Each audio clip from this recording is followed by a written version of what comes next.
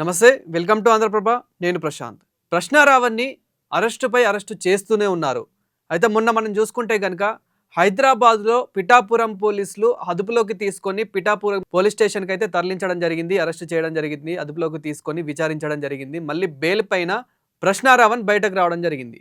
బయటకు వచ్చిన కొద్ది క్షణాల్లోనే మళ్ళీ సల్పవరం పోలీస్ స్టేషన్ వాళ్ళు అరెస్ట్ చేసి మళ్ళీ ఇతని పైన కేసు ఉంది అని చెప్పేసి విచారించాలని చెప్పేసి అదుపులోకి తీసుకోవడం జరిగింది. మళ్ళీ బెయిల్ మీద బయటకు రావడం జరిగింది. బయటకు వచ్చిన తర్వాత మళ్ళీ ఇప్పుడు మచిలీపట్నం నియోజకవర్గానికి చెందిన పోలీస్ స్టేషన్ వారు మళ్ళీ అదుపులోకి అయితే తీసుకోవడం జరిగింది, మళ్ళీ అరెస్ట్ చేయడం జరిగింది. సో అయితే దీనిపైన ఇప్పుడు చాలా మంది స్పందిస్తూ ఉన్నారు, ముఖ్యంగా వైసీపీ లీడర్స్ కానివ్వండి. అదే విధంగా ఇదే క్రమంలో ఇప్పుడు ప్రకాష్ రాజ్ కూడా దీని మీద స్పందించడం అయితే జరిగింది. సో ఏమని మాట్లాడారు మరి దీనిపైన అని చెప్పేసి కూడా ఒక్కసారి ఆ వీడియో క్లిప్ అయితే చూద్దాము. రావణ్ణి మధ్యరాత్రి హైదరాబాద్లో అరెస్ట్ చేసి పెద్ద బిల్డప్ ఇచ్చి ఆంధ్రప్రదేశ్ తీసుకెళ్లారు. కోర్టు ఈ కేసులో అరెస్ట్ చేయలేవండి అని బెయిల్ ఇచ్చింది. ఇమ్మీడియట్గా ఇంకో కేసు వేసి మళ్ళీ అరెస్ట్ చేశారు. అప్పుడు కూడా కోర్టు లేదండి, దిస్ ఇస్ నాట్ రైట్ అని మళ్ళీ బెయిల్ ఇచ్చింది. మళ్ళీ ఇంకో కేసులో అరెస్ట్ చేస్తారా? ఇలా ఒక 30 కేసులు రెడీగా ఉన్నాయంట కదా బెయిల్ ఇస్తే. అంటే కోర్టు మళ్ళీ మీరు తప్పు చేస్తున్నారు, ఇలా అరెస్ట్ చేయలేదంటే మీరు ఇంకో 30 కేసులు పెట్టి అధికారాన్ని మిస్యూజ్ చేస్తూ ఎక్కడి దాకా వెళ్తారు? ఏంటిది సిగ్గులేని ఏంటి కక్ష సాధింపు? ఏం చేయాలనుకుంటున్నారు?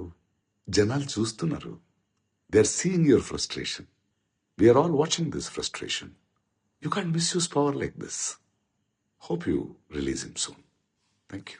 సో చూసారు కదా ప్రకాష్ రాజ్ ఏమని మాట్లాడారనేది. ఎందుకు ఇంత కక్ష పూర్వితంగా, ఎందుకు ఇంత కావాలని అరెస్టు చేస్తూ ఉన్నారు, అసలు ఏం చేస్తూ ఉన్నారు కొంచెమైనా అర్థమవుతూ ఉందా?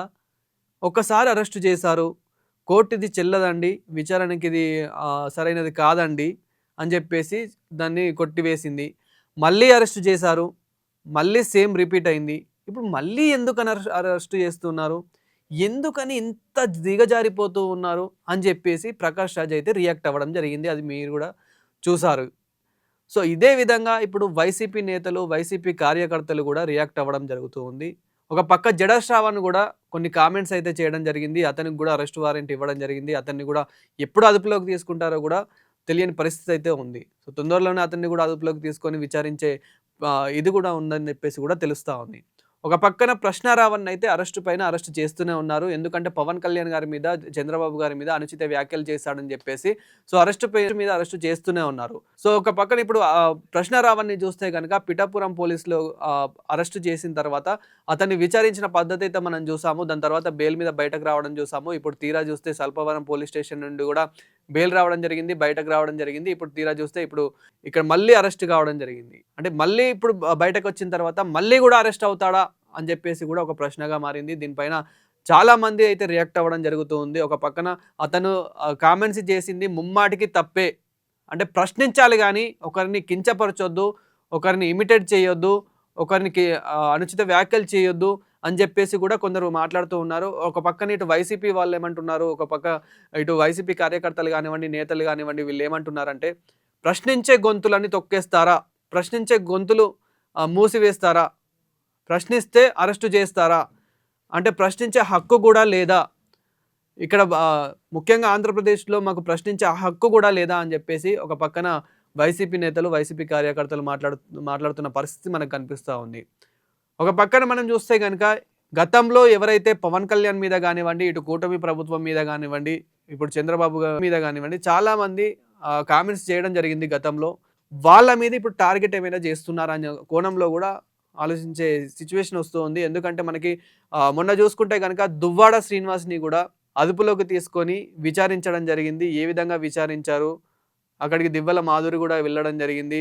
అక్కడ కూడా దాదాపు ఎంతసేపు విచారించారనేది మనం చూసాము. ప్రొద్దున తీసుకెళ్తే ఈవినింగ్ నైట్ వరకు అతన్ని అక్కడ అందులోనే పోలీస్ స్టేషన్లోనే ఉంచి విచారించడం అయితే జరిగింది. ఎందుకు అంతసేపు ఉంచారు, ఎందుకు ఏం జరుగుతుంది అని అంటే కనుక విచారణ అలా ఇలా చేసే విచారణ కాదు, దానికి ఒక సమయం సందర్భం అనేది ఉంటుంది. సమయం అనేది చాలా పడుతూ ఉంటుంది.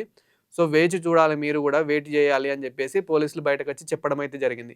సో ఇప్పుడు ఇదే క్రమంలో ప్రశ్నారావణ్ణి అయితే అరెస్ట్ చేయడం జరిగింది. ప్రశ్నారావణ్ణి అదుపులోకి తీసుకోవడం జరిగింది. పదే పదే అరెస్ట్ చేస్తున్నారని చెప్పేసి కొంతమంది ప్రశ్నారావణ్ణి అభిమానించే వాళ్ళు ఎవరైతే ఉంటారో, ఒక పక్కన వైసీపీ కార్యకర్తలు ఎవరైతే ఉంటారో, ఇటు పక్కన ప్రకాష్ రాజు కూడా, సో వీళ్ళు కూడా రియాక్ట్ అవ్వడం జరుగుతుంది. ప్రశ్నారావణ్కి మద్దతుగా అయితే రియాక్ట్ అవ్వడం జరుగుతుంది. ఒక పక్కనేమో జడ శ్రావణ్ కూడా బయటకు వచ్చి ప్రెస్ మీట్లు పెట్టే పరిస్థితి మనకు కనిపిస్తూ ఉంది. అతను కూడా చెప్పడం జరుగుతూ ఉంది. అతను కూడా త్రిబుల్ ఆర్ మీద త్రిబుల్ ఆర్ మీద కొన్ని కామెంట్స్ అయితే చేయడం జరిగింది. జడ శ్రావణ్ కూడా అదే స్టేజ్ మీద అదే రోజున కొన్ని కామెంట్స్ చేయడం జరిగింది. ఏమనంటే కనుక, సో రఘురామకృష్ణ పైన మీరు పందిలాగున్నారు, కోస్తే 3 ఊర్లకు సరిపోతారు, మీ ముందట మేము లిల్లీ పుట్లమే అని చెప్పేసి అతను కూడా కొన్ని కామెంట్లు చేయడం. అంటే ఇట్లాంటి అనుచిత వ్యాఖ్యలు ఎందుకు చేస్తున్నారు అని చెప్పేసి సో ఇద్దరి మీద కేసు అయితే నమోదయ్యింది. ఎట్టకేలకు ప్రశ్నారావణ్ణి అయితే అదుపులోకి తీసుకోవడం జరిగింది. ఇప్పుడు మళ్ళీ అదుపులోకి తీసుకోవడం జరిగింది. అంటే మళ్ళీ అరెస్ట్ చేయడం జరిగింది. మళ్ళీ బయటకు వస్తే మళ్ళీ అరెస్ట్ చేసే అవకాశాలు కూడా ఉన్నాయని చెప్పేసి కూడా తెలుస్తూ ఉంది. ఒక పక్కన వైసీపీ వాళ్ళు కూడా ఇంకా మీరు జైల్లోనే ఉంటే సరిపోతుంది కదా, ఇంకా మీరు బయటకు వచ్చినా మళ్ళీ అరెస్ట్ కావాల్సిందే అని చెప్పేసి కూడా వాళ్ళు కూడా కామెంట్స్ చేసిన పరిస్థితి మనకు కనిపిస్తూ ఉంది. ఒక పక్కన మనకు ట్విట్టర్లో చూసినా కానీ కావాలని అరెస్ట్ చేస్తూ ఉన్నారు, పదే పదే అరెస్ట్ చేస్తూ ఉన్నారు, ఇది ఒక కక్షపూరితంగానే అరెస్ట్ చేస్తున్నారని చెప్పేసి ఇలాంటి కామెంట్లు వస్తూ ఉన్నాయి. ఒక పక్కన మనం చూసుకున్నట్టయితే కనుక అతను చేసిన ఏవైతే అనుచిత వ్యాఖ్యలు ఉన్నాయో అవి ముమ్మాటికి తప్పే, అరెస్ట్ చేయడంలో తప్పు లేదు, అతని మీద కేసులు ఉన్నాయి కాబట్టి అరెస్ట్ చేస్తున్నారు, అతని మీద కేసులు ఉన్నాయి కాబట్టి పోలీసులు విచారిస్తూ ఉన్నారు, ఇందులో తప్పేముంది అని చెప్పేసి ఇటు పక్కన ఇలాంటి కామెంట్స్ కూడా వస్తున్న పరిస్థితి మనకైతే కనిపిస్తూ ఉంది. సో మరి ఇంతకు మీరేమనుకుంటున్నారు, ఈ ప్రశ్నారావణ్ అరెస్ట్ పైన మీరేమనుకుంటున్నారో కామెంట్ చేయండి.